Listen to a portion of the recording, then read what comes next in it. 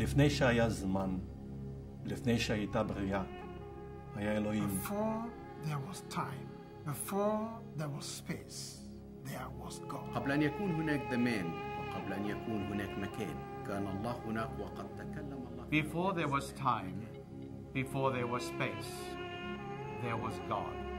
Antes de que el tiempo y el espacio existieran, before there was time, before there was space, there was God.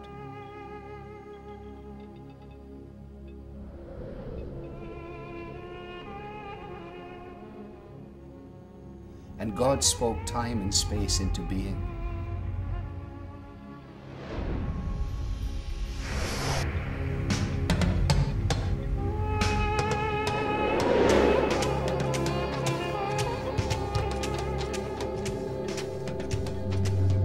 And He spoke galaxies into being.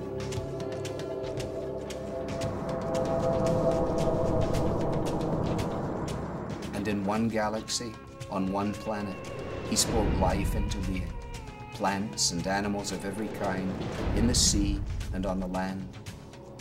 And on the land He made a garden paradise. This paradise was to be the home of His last and His greatest creation, the crown and pinnacle of all that had come before. And so, after God had prepared this paradise, God created a man and a woman in His own image.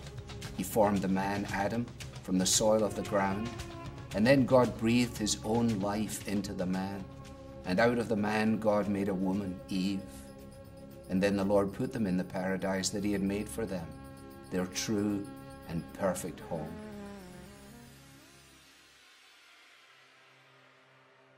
God creates the world by Himself. In those times, as well as today, many people believed that every person or nation should have their own God and religion. But right from the start, the Bible tells us that one God created the entire world, and therefore He is the only true King. And when He made human beings, He made us in His image to reflect His glory. On the one hand, that means we are to obey Him as His sons and servants. On the other hand, it means we are to rule as kings and care for His creation under Him. In Eden, God was king, and under His administration and order, there was complete freedom and joy. There were many animals in the garden with Adam and Eve.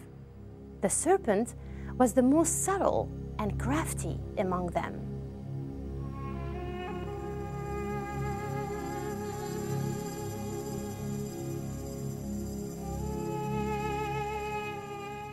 In the home that God had made for them, Adam and Eve lived in harmony with each other and with all of the rest of creation and with God Himself.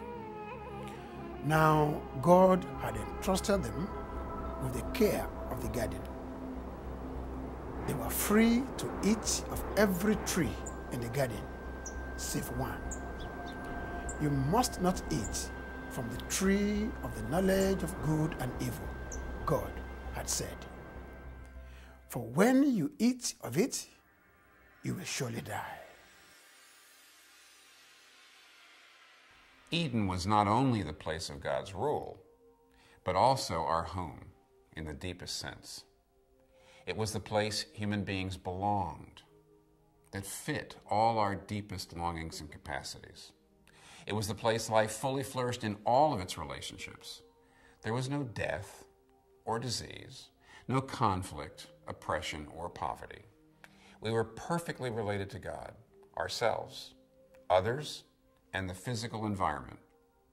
It was the place of perfect shalom, full human flourishing. The key to all this was our relationship to God. What kind of relationship was it? It was a covenantal love relationship. A covenant is a relationship far more intimate than a merely legal one, yet far more binding and enduring than a merely personal one. It requires above all faithfulness from both parties. Each party must promise to be faithful and loving to the other regardless of circumstances. This spiritual marriage with God was what we were made for. In the Garden of Eden, we see humanity in this faithful covenantal relationship with God. Adam and Eve knew God intimately and walked with him, and he cared for all their needs. But they had to faithfully serve and obey him. They were told not to eat of the tree of knowledge of good and evil. All covenants have blessings and curses. If we are faithful to the covenant, we will have the blessings of love, joy, and peace. If we are faithless, we earn only the curse of rejection. One day, the serpent came to the woman, and he contradicted what God had said. "You will not die," he told her. "God knows that when you eat of the fruit of that tree, your eyes will be opened. Then you will be like God himself." And the woman was deceived. So she ate the fruit and gave some to her husband. Immediately they were ashamed, so they covered themselves with fig leaves. And when God came into the garden, they hid from him. Because of what the serpent had done, God now cursed it. "I will put enmity between you and the woman," he said, "and between your offspring and hers. He will strike your head, and you will strike his heel." And because of what Adam and Eve had done, God sent them out of the garden, the very home he had made for them. Before God made the world and human beings, he made angels. Some of them, including Satan, had turned from God and now wanted to reproduce this rebellion in the human race. The serpent, that later in the Bible we come to know as Satan, tempted Adam and Eve to mistrust God, to doubt his faithfulness, and to eat of the tree in violation of his command. The results were cataclysmic. The world is God's kingdom, and we were made to care for it as co-regents under God. When we stopped serving God as king, it affected all of creation. The world became subject to breakdown and decay. We became also subject to disease and death. Put another way, we spoiled our home. Choosing self-centeredness instead of God-centeredness, society is now marked by selfishness and pride, exploitation and violence. This world is now no longer the home our hearts long for. We are exiles in it, aliens. Put still another way, Adam and Eve broke their covenant relationship, and the result was that a curse was pronounced on them. The curse was expulsion from the presence of God, who we were built to know and love in intimacy and joy. And yet, in the midst of the curse, God makes a remarkable promise. He says that he will send a seed of the woman, a descendant of Adam and Eve, who will someday destroy the work of the serpent, the evil and sin of the world. Though he will be wounded in the attempt, he will restore the love relationship and bring us home again. But how? Who is this person who will come? That is for the rest of the Bible story to reveal. Adam and Eve had children, and their children had children. But the disobedience that began in the garden only grew and grew. And God was grieved with what he saw. In all the earth, there was just one righteous man, a man named Noah. So the Lord told Noah to build a great ark and fill it, 2 of each animal.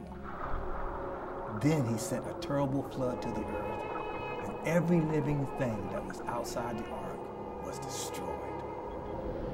When the waters receded, the descendants of Noah populated the earth again.